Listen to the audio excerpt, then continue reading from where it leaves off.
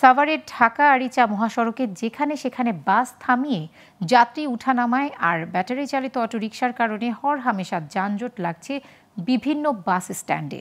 বছরের পর বছরে অবস্থা চললেও নিরসনের উদ্যোগ নেই সংশ্লিষ্ট কর্তৃপক্ষের।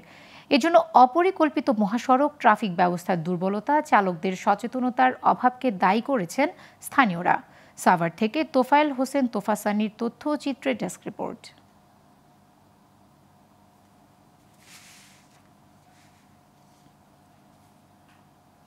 বালিয়ারপুর সহ সব বাস স্ট্যান্ডে প্রতিদিনের যানজটের চিত্র এটি। এতে সাধারণ যাত্রীদের দুর্ভোগ উঠেছে চরমে। অনেকে যানজটে পড়ে নির্দিষ্ট সময় অফিস যেতে পারে না, ঘন্টার পর ঘন্টা বসে থাকতে হয় বাসে। এমন পরিস্থিতির জন্য যেখানে সেখানে বাস থামিয়ে যাত্রী ওঠানামা ও লাগামহীন ছুটে চলা ব্যাটারি চালিত অটোরিকশাকে দায়ী করছেন যাত্রীরা। রিক্সা, অটো সব উল্টাপাল্টা, আর নির্দিষ্ট সবিজ নাই, আর থাকলে পরে সবিজগুলো নিয়ন্ত্রণ করতে কোনো ট্রাফিক নাই। নির্দিষ্ট একটা গন্তব্যস্থল দরকার, যে এই জায়গায় গেলে গাড়িটা থাম। যাত্রীদের নামানোর জায়গা না থাকার কারণে আর বিভিন্ন অঞ্চলে গাড়ি আসার কারণে যানজটের সৃষ্টি হয়।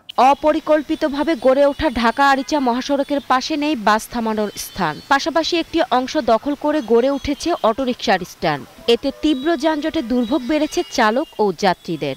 রাস্তায় দাঁড়ে দাঁড়ে প্যাসেঞ্জার তোলে, ওই জন্য যাত্রী উঠা নামানোর জন্য বেশি জ্যাম লাগে রাস্তায়। রিক্সা উল্টো যদি সব নিয়ম কানুন যদি চলতো, আমাদের গাড়ি চাপানোর সিস্টেম করান যাবো, কিন্তু এখন ওই সিস্টেম এখন নাই। তো মহাসড়কের পাশে বাস থামানোর স্থান না থাকা, অটোরিকশা দাপিয়ে বেড়ানো ও চালকদের ট্রাফিক অসচেতনতাকে এই যানজটের মূল কারণ বলে মনে করছেন হাইওয়ে পুলিশ কর্মকর্তা। বাস থামার নির্দিষ্ট কোনো জায়গা নাই, বা দূরপাল্লার চালকদের বিশ্রাম করার জন্য কোনো জায়গা নেই। বাস বা গাড়ি চালায় তাদের ওই রকম কোনো ট্রাফিক যে সচেতনতা, ওটাও কম। আমাদের যতটুকু সক্ষমতা আছে শুরু থেকে আমরা চেষ্টা করি যেন যানজট কমানো যায়। প্রতিনিয়ত আমরা ডিউটি করতেছি, যারা আইন মানতেছে না তাদের বিরুদ্ধে মামলা করতেছি। ঢাকা আরিচা মহাসড়কের এমন যানজট কমাতে পরিকল্পিত বাস বে তৈরি ও অটোরিকশা চলাচল বন্ধ না করলে ভোগান্তি কমবে না বলে মনে করেন সাভারবাসী। Global television news desk.